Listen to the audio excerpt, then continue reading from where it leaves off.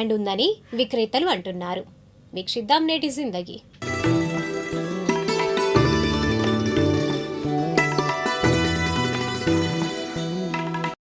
కొబ్బరి బొండం నీళ్లు తాగితే శరీరానికి చల్లదనం, తక్షణ శక్తి మరియు దాహ నివారణ లభిస్తాయి. ఇందులో పొటాషియం, సోడియం, మెగ్నీషియం వంటి ఖనిజాలు ఉండడం వల్ల ఇది సహజ ఎలక్ట్రోలైట్ పానీయంలా పనిచేస్తుంది.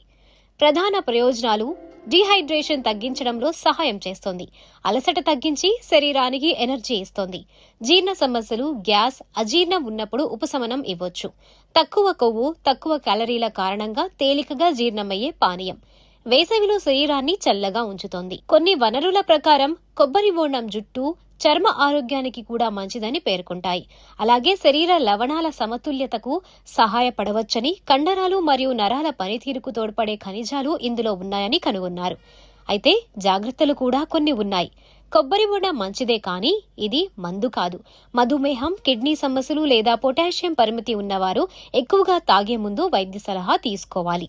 ఈ నేపథ్యంలో కొబ్బరి బొండాల విక్రయదారుడి వివరాలను కూడా తెలుసుకుందాం. నేను 2 సంవత్సరాలు వ్యాపారం పర్లా రేట్లు పెరిగినాయి. చదివి ఆపేసా మధ్యలో. 9th వరకు చదివి ఆపేసా. నేను గన్నవరం. రేటు పర్లా ఇంత ముందు కన్నా కొంచెం పెరిగింది. ఎండాకాలం కాబట్టి పెరిగింది. ఎంత పడింది? 20 రూపాయలు, 25 రూపాయలు పడింది, పెరిగింది.